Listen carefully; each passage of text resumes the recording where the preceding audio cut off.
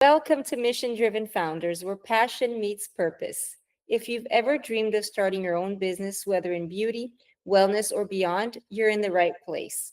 Here, we go behind the scenes with inspiring entrepreneurs who aren't just building brands, but driving real change. Hit subscribe, tap the bell for updates, and stay tuned. This conversation might just spark your next big idea. Today, we're thrilled to introduce Jenna, the founder of White Dragon Oracle. You will also experience an intuitive tarot reading session led by Jenna herself. Jenna, thank you so much for joining us today. Your journey with White Dragon Oracle is truly inspiring. Can you take us to the beginning? What sparked the idea and how did you bring it to life? Absolutely. So this was not something that I was seeking. At the time, I was still very much involved in my Christian faith and very slowly kind of deconstructing ideas around religion and spirituality. And a church member gave me a tarot deck. And because I was not there yet in my deconstruction process, I was like, oh, okay, cool. And I took it home and I put it away. And in the next 6 months, four more decks were given to me. And at that point, I was like, okay, I can take a sign. I can take a hint. You can stop sending the decks now. The joke's on me though, because now I can't get enough decks. But the first time I did a spread, I didn't know what I was doing. I was literally just following along in the book, and I had to look up every card because I knew nothing about tarot. And it was just a profoundly sacred and beautiful moment that left me in tears. And from that moment on, I was just dedicated to studying and finding this new beautiful way to interact with the divine. Um, it was not very long before people began coming to me for readings, going, "Hey, can I pay you for readings?" And it just grew from there. I love that story because it's really your calling, right? You got all the signs and you read the signs. And sometimes we don't read the signs that are given to us, don't we? It can be really scary, especially when it's something outside of your wheelhouse that I had never given another thought to reading cards. And because of my upbringing, I was especially like, "Oh, I don't know." But when you start taking those steps along your calling, the fulfillment is next level. It really is. So, who is your ideal client and how do you envision your readings making a difference in their lives? How do you build those meaningful personal connections? My ideal client, I like to say I cater to first timers and chickens. Um, I knew how it felt for me going in for my first reading, and I've done several markets and events where people will go, I've never done this," and I'm like, "Trust me, I know it's all right. I got you." Um, so I love people who are hesitant, who are unsure, people who will cross their arms and be like, "I don't know. I'm not giving you anything." Um, and uh, I don't mind that at all. I understand the wanting to kind of like see what this is about. Also, though, anybody who just wants more insight into a situation. When people go, "I don't know what to ask."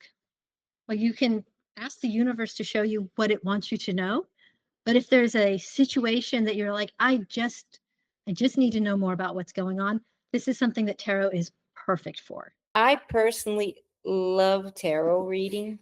And when you find someone like you, and I have other friends that are tarot readers, amazing also, but it's the intuitive reading. It's sitting down with someone who has that calling that can guide you through your also your gut feeling, right? Your Mhm. natural instincts, what you can't really read at the moment, the signs that you can't read.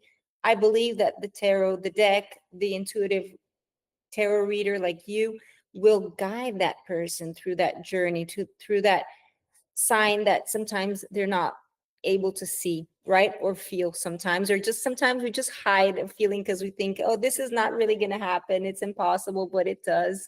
And sometimes you need a little guidance. And I love Mhm, the work that you do. I'm a big fan. So, staying true to your mission can be a challenge. mhm. What unique obstacles have you faced and how have you overcome them during this journey into tarot? So one of the issues that I've encountered is we're in the South, and people can be especially resistant to things that we were told, this is dangerous, this is evil, you don't want to, and to tell them, no, this is beautiful, this is divine, this is a way to encounter the universe in a way that you have not before, like, um and so it can be very challenging, and advertising can be challenging in the South because you face a lot of like pushback energy. I totally get that, but people, there's nothing to be afraid. It's beautiful, it's Mhm, divine, it's someone who is guiding you. I always say that. Sometimes you go to therapy, sometimes you go to a tarot reader. And for me, tarot readers are life coaches as well because they are guiding you through so many things, so many obstacles that you face in life. Sometimes you don't find the solution and you need someone to talk to, and you need someone intuitive to talk to, right? mhm. Exactly. So let's transition into the reading session with Jenna now. My favorite part of this interview today will be the reading by Jenna. All right, let's begin. So today we're going to do a Celtic Cross, which is a very common tarot spread. It's more in depth. It gives you more of an idea of what's going on. When people ask me, what spread should I pick? I'm like, well, how much information do you want? So, what we're going to ask for today is just some insight into our year in 2025, like just as humanity, things that are going to be helpful, things that are we can be looking forward to, advice in general. Um, and we'll just go from there. One of the most respected tarot readers, Patiski, who passed this past year, he subscribed to it in the way that Carl Jung did, that tarot uses archetypes and energy to kind of help us see what we need to see. So for him, doing a group reading is effective because the cards are going to speak to you personally what you need to see. You're going to take from them, from the imagery personally, what's going to be helpful to you. Um, and I just, I don't know, I think that kind of thinking makes it very understandable and approachable. I have a oracle deck that is based on his idea of archetypes by Kim Krantz. Some very powerful imagery in that deck. Like I said, I collect all the decks now. The decks can keep coming, please. I love it. And then there's the quantum deck, right? Well, there's a deck for pretty much everything. Yeah. This I'm reading today from the Light Seers deck by Oh, Chris Ann. It has some of the best imagery for intuitive reading, especially when people are like, what deck to get into? This is a great deck to get into to begin your journey with.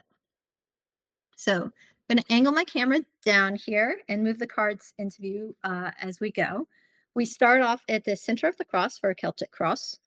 And our center card, we have the Ace of Pentacles reversed. So our aces are the beginnings of a journey. Since the Ace of Pentacles is reversed, it lets us know that we're not at a financial material journey where we're just at the start. We're kind of coming into something. Um, Reversals aren't necessarily bad, but they can be blocked energy. So if we're wanting this to flow, a reversal can be blocking this. So we're starting our journey there, and the energy we're crossed with is the Three of Cups. This is one of my favorites. Cups are relational, they're emotional, and our threes are collaborating. So when the Three of Cups gets together, it's this relational collaboration. It's girls' night where you're talking and supporting each other. And so while we might not be where we want to be with the economy in 2025, we are definitely in a more collaborative energy. Despite what the news will tell us, I've definitely seen this with people. Like, we're in a really good energy. So we have underneath, this is like what is foundational to our situation. Our Nine of Cups is a personal fulfillment card. All our nines speak to reaching a goal, like personally. So if you think of tens as like a graduation and a diploma, the nine is finishing a grade, like you've completed the sixth grade, the seventh grade. As cups, this is a emotional and relational fulfillment. So right now, then we would be in a season of people doing some emotional work, um, finding out what really is feeding their soul. Are above. Oh, fantastic. So in tarot, you have minor arcana. These are the ones with our suits and our numbers. And you have major arcana. These ones are named. The minor arcana are more day-to-day energy, and our major arcana have a bigger impact on us. The star is a very positive card in tarot. It is direction and hope. And I know, like, whenever it comes up, it's got that lighthouse feel. Like, if you've been in a storm and you see the lighthouse, you have hope, you know where you're at, where you're going. So this is a overarching energy for 2025, which fantastic. Let's bring it on. Oh my gosh, I love that. It's such a positive deck. Right? It's so beautiful. And I needed that. I needed that. I can well, be a little pessimist and just going, okay, universe is not like dropping us off. So this back here position, this is what we bring from our past into the year ahead. We are bringing the Page of Pentacles. Our pages are our acolytes. They are our learner energy. And despite what my perfectionist heart would have me believe, we only learn by failure. Humans learn by doing it, falling on our butts and going, well, that didn't work. Let's try again. As a pentacle, it's doing this in the financial, physical, material world. So we're trying to learn, trying to grow in that sphere. We go from what we're bringing into our past, we move forward from the present into our near future. This is usually a one card position, but I felt like it needed two. And I've learned not to argue when I get those intuitive nudges. So first, we have the Knight of Wands. Oh, and the Page of Wands. Excellent. So what we can be looking forward to seeing and what is good to be like pursuing in 2025, our knights are all taking action as a wand. Our wands are our passion suit. It's what fires us up. For me, tarot is a wand. I love to study it. I love to read it. I'm energized by it. So, taking action on your passions, that's our first card. And it's paired with the Page of Wands, which reminds us that it's okay to be learning. You don't have to do it perfectly. You do it. Oh, that's not quite what I meant to do. And you do it again. So we're coming into this beautiful energy of taking action, of not being afraid of failing, because we're not going to do it perfectly the first time. and we can't be afraid of that. I love that. What a fantastic reading. So 2025 promises to be a great year. And Mhm. don't get upset if you fall the first time. Just keep going, right? Exactly. Just like if you twirl the wand and you drop it, try it again. We're gonna keep doing it until we get it. It's fine. So is So, it the year of not giving up, of persisting? yes, absolutely. Persisting on the things that bring you life.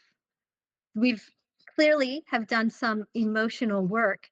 So that would tell you what things are bringing you life and what aren't. And now it's time to pursue them. This is our internal position. So, what is going to be influencing us internally? And we have another knight. This one is the Knight of Swords. And swords is our suit of thought and communication and ego.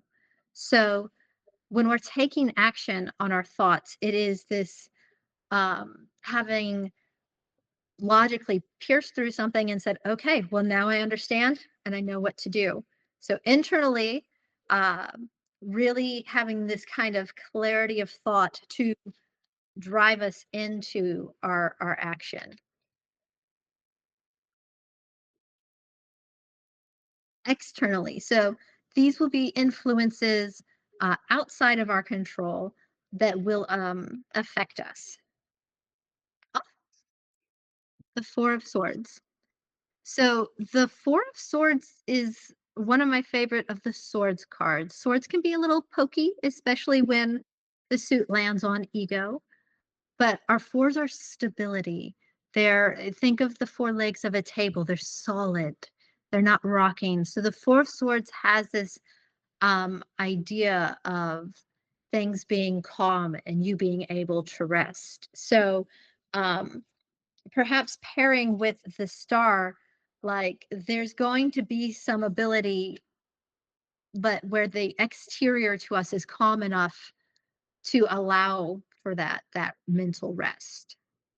This is honestly a really good card to have as an external influence. So I would encourage people to look for that calm. I know like social media and news and stuff can they are made to rile us up. That's their job. That's how they get paid. Um, but look for this calm, look for this stability because it's going to be there. And that's where you can have your peace.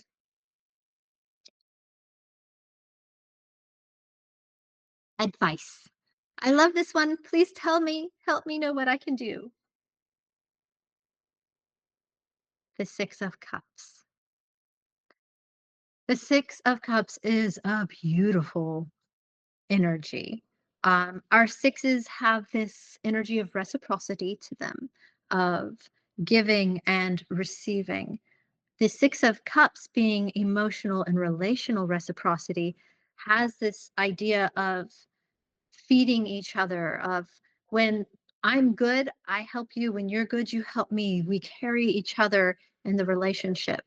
But there's also this idea of doing that to yourself, of giving yourself grace, giving yourself mercy, of reflecting back on like your childhood and things that happened and you being able to give yourself the response you should have gotten when perhaps you were not met with care and love and compassion in the way you should have been. Um, as advice, this is beautiful. I would focus first on self because if you can give this to you, then you can give it to others. So being compassionate to yourself, being kind and understanding and looking back on yourself with care. And then being able to offer that to others as the year goes on. And finally, where we can expect to be at as the year is drawing to a close, we have the Ace of Swords. So we started with an ace reversed. We're ending with an ace upright. So this indicates some new thoughts on the horizon, a new beginning in our suit of thought and communication, which As the year's coming to a close, having some newness is always a beautiful thing. What a beautiful reading. I love it. We have obstacles like we always do every year, but it seems like this year is going to be a positive one of Mhm. collaboration, people working together, pursuing your dreams, persisting, and seems like there's a lot of resilience and a lot of kindness and beauty. I love that reading. Oh my gosh, Mhm. such a positive, you know, outcome here. I love it. It really is. And it personally makes me hope. I'm like, maybe I should do this every year because, you know, because things can paint such a picture of what we're living in, to be reminded that, hey, the universe is got our back and we have each other's back. And that's how we can continue to nurture the beauty we want to see in the world. Collaboration. Mhm. Very, very nice. Jenna, thank you so much for sharing your story and for the incredible work you're doing to create a more conscious, intentional world. Your journey reminds us that all the businesses can be a powerful force for good. And the great news is that Jenna's readings will be available at Crunchy Mama Box. And she does online readings for Mhm. people all over the world. So anybody can get to experience Jenna's readings through the online world, right? That's right. Anytime, anywhere, we just schedule you up. Fantastic. And to everyone watching, remember, every choice we make shapes the future. Let's choose wisely, live intentionally, and support those who are making a difference, like our friend Jenna. So stay inspired, stay motivated, and let's keep building a brighter future together.